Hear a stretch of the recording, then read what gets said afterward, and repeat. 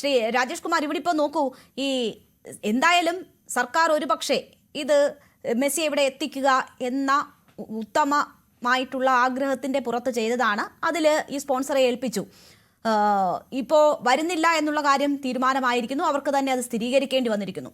ഇപ്പോൾ ഉയരുന്ന പ്രധാന ആരോപണം ഈ കരാറുമായി ബന്ധപ്പെട്ടാണ്. അതിൻ്റെ നീക്കുപോക്കുകൾ എന്താണ്, ഇതുവരെയുള്ള ധാരണ എന്താണ് എന്നത് സംബന്ധിച്ചാണ്.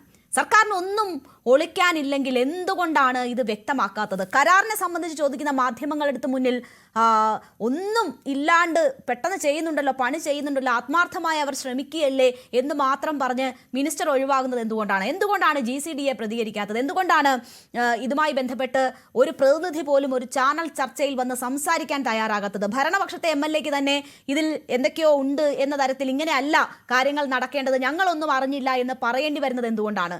സ്പോൺസർ ഈ സ്റ്റേഡിയത്തിന്റെ അവകാശം ചോദിക്കുന്നു എന്ന തരത്തിൽ വാർത്തകൾ വരുമ്പോൾ പോലും ഇവർക്ക് മിണ്ടാതിരിക്കേണ്ടി വരുന്നത് എന്തുകൊണ്ടാണ്?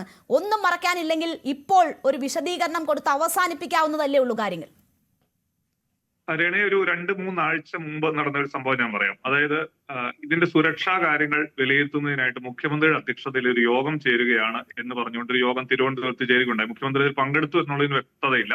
പക്ഷെ അങ്ങനെ ഒരു യോഗം ചേരുകയുണ്ടായി. ഈ യോഗം ചേർന്നതിന് ശേഷം നമുക്ക് അർജന്റീന വരുന്നു, അതിന്റെ കാര്യങ്ങളെല്ലാം DGP അടക്കം പങ്കെടുത്ത ഇതാണ്. അതേ തുടർന്ന് എറണാകുളത്തും ഈ പറയുന്ന പോലീസ് മേധാവികളുടെ ഒക്കെ യോഗം ചേരുന്നുണ്ടായിരുന്നു. ഈ മെസ്സി വരും കേട്ടോ എന്ന് പറഞ്ഞ ഫേസ്ബുക്ക് പോസ്റ്റിന് ശേഷം ഉണ്ടായ ഡെവലപ്മെന്റുകൾ പലതും വരും. ഇപ്പൊ ഇന്നിപ്പോ നമ്മുടെ ഭരണകക്ഷിയുടെ പ്രതിനിധികൾ ആരും തന്നെ ഇന്ന് ഈ ചർച്ചയിൽ പങ്കെടുത്തിട്ടില്ല.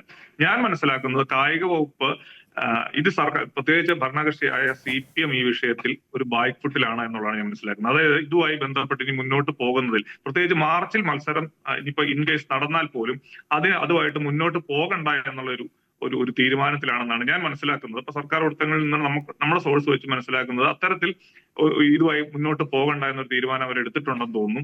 പിന്നെ മാർച്ചിൽ നടക്കുവാണെങ്കിൽ നല്ല കാര്യം, അതുമായിട്ട് അല്ലാതെ ഇതിനകത്ത് പ്രതികരണത്തിനോ മറ്റതുവരെ ഇത്തരത്തിലുള്ള പ്രതികരണത്തിലൊന്നും പോകണ്ട എന്നാണ് മനസ്സിലാക്കുന്നത്. ഇനി അഴിമതിയായി ബന്ധപ്പെട്ട കാര്യം, ഇൻ കേസ് ഇപ്പൊ നമ്മള് ഈ നവംബർ മാസം ഇത് സ്റ്റേഡിയം നവീകരണം പൂർത്തിയാകുന്നില്ല, മുന്നോട്ട് നീക്കുക, അർജന്റീനയുടെ വരവ് സംബന്ധിച്ച് ഇപ്പോഴും അനിശ്ചിതാവസ്ഥ നിലനിൽക്കുന്നു. സ്റ്റേഡിയത്തിന്റെ പല ഭാഗങ്ങളും പൊളിച്ചിട്ടേക്കുന്നു സീറ്റ് പിടിപ്പിക്കുന്നതിനായിട്ട്.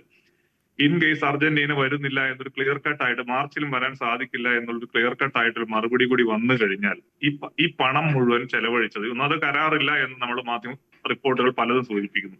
ഈ പണം മുഴുവൻ ചെലവാക്കിയതിന് എന്ത് തെളിവ്? അല്ലെങ്കിൽ ഇതുമായി ബന്ധപ്പെട്ട സ്റ്റേഡിയം വീണ്ടും പഴയ അവസ്ഥയിലേക്ക് പോകുക, അല്ലെങ്കിൽ കൂടുതൽ ജീർണ അവസ്ഥയിലേക്ക് പോവുകയാണ്. അണ്ടർ-17 ഫുട്ബോൾ വേൾഡ് കപ്പ് ഫിഫയുടെ അണ്ടറിൽ നടന്ന സമയത്ത് ഇവിടെ ഡ്രെയിനേജ് പ്രശ്നം എന്ന് വെച്ചാൽ ഇപ്പം അണ്ടർ-17 ആയിക്കോട്ടെ, അണ്ടർ-20 ആയിക്കോട്ടെ, വനിതാ വേൾഡ് കപ്പ് ആയിക്കോട്ടെ, സൗഹൃദ മത്സരങ്ങളായിക്കോട്ടെ, ഫിഫ വേൾഡ് കപ്പ് തന്നെ ആയിക്കോട്ടെ, ഓരോന്നിനും ഫിഫയ്ക്ക് റെഗുലേഷൻ, സ്റ്റേഡിയം റെഗുലേഷൻസ് ഉണ്ട്. അല്ലെ സ്റ്റേഡിയം ഇങ്ങനെ ആയിരിക്കണം എന്നുള്ള മാനദണ്ഡങ്ങളുണ്ട്. അതിന് അണ്ടർ-17 വളരെ വളരെ ബുദ്ധിമുട്ടിയാണ് ഫിഫയിൽ നിന്ന് അനുമതി പോലും ലഭിക്കുന്നത്. ഒരു ISL മത്സരം നടത്താനുള്ള ഫിറ്റ്നസ് പോലും നമ്മുടെ സ്റ്റേഡിയത്തിലാന്ന് പറഞ്ഞിട്ടുണ്ട്. ഇതും അതായത് ഇവരുടെ കരാറില്ലാതെ ഈ 70 കോടി മുടക്കി എന്ന് പറയുകയും ചെയ്യുന്നു. സ്പോൺസർ ഇതിൽ പ്രാതിനിധ്യം അല്ലെങ്കിൽ ഇതിനകത്ത് കരാറിന്റെ ഭാഗമാകണം എന്ന് സ്പോൺസർ വ്യക്തമാക്കുകയും ചെയ്ത സാഹചര്യത്തിൽ അതിന് സർക്കാർ സമ്മതിക്കാതിരിക്കുന്ന ഒരു സാഹചര്യം വന്നു കഴിഞ്ഞാൽ ഈ സ്പോൺസർ ഇട്ടിട്ട് പോകും. നമ്മൾ ആരോട് ഉത്തരവാദിത്വം? നമ്മുടെ മുന്നിൽ സ്പോൺസർ ആര് X or Y എന്നുള്ളത് നമ്മുടെ പ്രശ്നമേ അല്ല, പബ്ലിക്കിന് അത് ഇഷ്യൂ അല്ല. സർക്കാർ ഇടപെട്ടാണ്.